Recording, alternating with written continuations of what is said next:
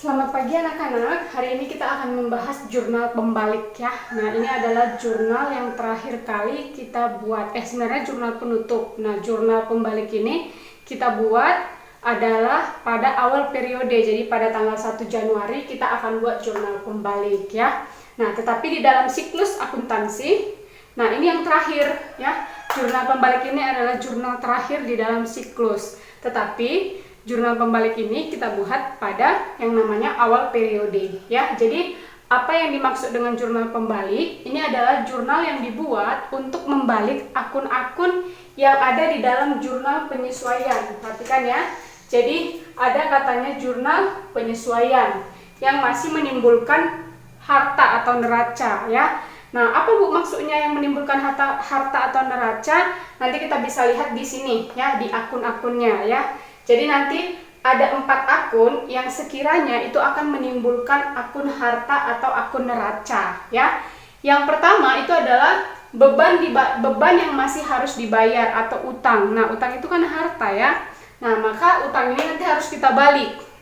Lalu yang kedua, pendapatan yang masih harus diterima atau piutang. Piutang itu kan harta, maka itu harus dibalik. Lalu yang ketiga ada namanya beban dibayar di muka ya.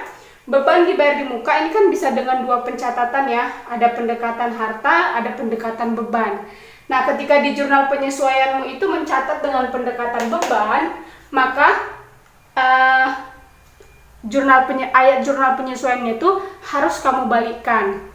Tetapi kalau misalnya di dalam pencatatanmu itu, di dalam jurnal penyesuaianmu pencatatannya dengan pendekatan harta, maka tidak perlu kamu balik ya. Jadi beban dibayar di muka ini hanya dibalik ketika pencatatannya menggunakan pendekatan beban. Dipahami ya? Nah, kemudian yang keempat ada pendapatan diterima di muka. Nah, pendapatan diterima di muka ini kan dengan 2 pencatatan ya.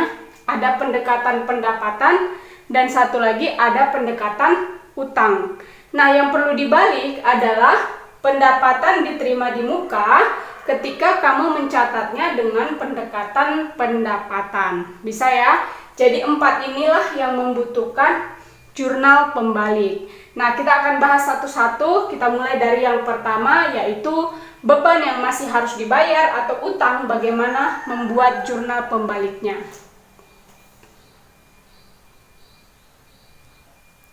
Nah, untuk jurnal pembalik, sebenarnya jurnal pembalik ini gampang sekali ya. Kamu tinggal lihat jurnal penyesuaian, tentukan mana yang perlu dibalik, terus kamu tinggal membalikkan akunnya, sangat mudah ya.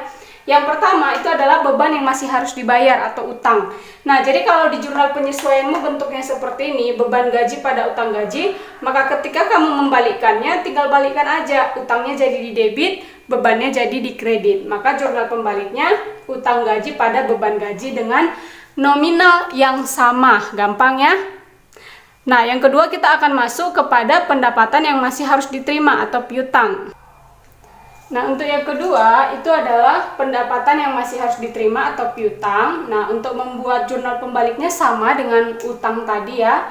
Kamu lihat jurnal penyesuaiannya, bagaimana jurnal penyesuaianmu, tinggal kamu balikkan.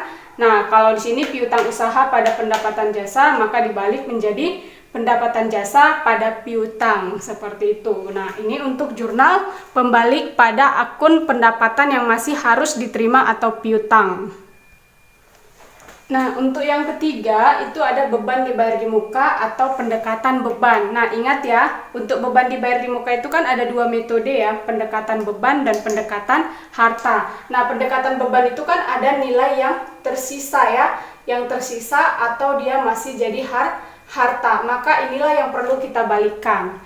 Nah, lihat di sini jurnal penyesuaiannya. Nah, jurnal penyesuaiannya biasanya bentuknya seperti ini. Sewa dibayar di muka pada beban sewa dengan nilai yang tersisa. Misalnya ada 10 bulan ya, 3 bulan sudah terpakai, yang 7 bulannya itulah yang tersisa. Nah, ini tinggal kamu balikkan aja menjadi beban sewa pada sewa dibayar di muka. Seperti itu ya. Untuk yang terakhir itu adalah pendapatan diterima di muka. Nah, untuk pendapatan diterima di muka itu ada 2 pencatatan ya.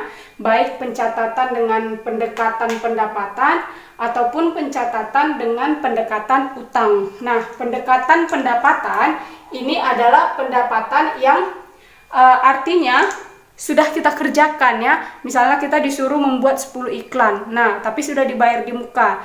Nah, ketika kita sudah mengerjakan 6 iklan itulah yang sudah menjadi pendapatan kita. Nah, sedangkan yang 4 iklan lagi itu kan belum jadi pendapatan. Nah, yang mau kita catat itu adalah yang dengan pendekatan pendapatan. Maka nanti di sini pendapatan pada pendapatan DTM, maka ketika dibalik dia menjadi pendapatan DTM pada pendapatan. Nah, inilah cara untuk membuat jurnal pembalik. Jadi hanya ada 4 dan ini sangat mudah. Saya yakin pasti kalian bisa mengerjakannya. Oke, hari ini sampai di sini. Semoga kalian paham. Terima kasih.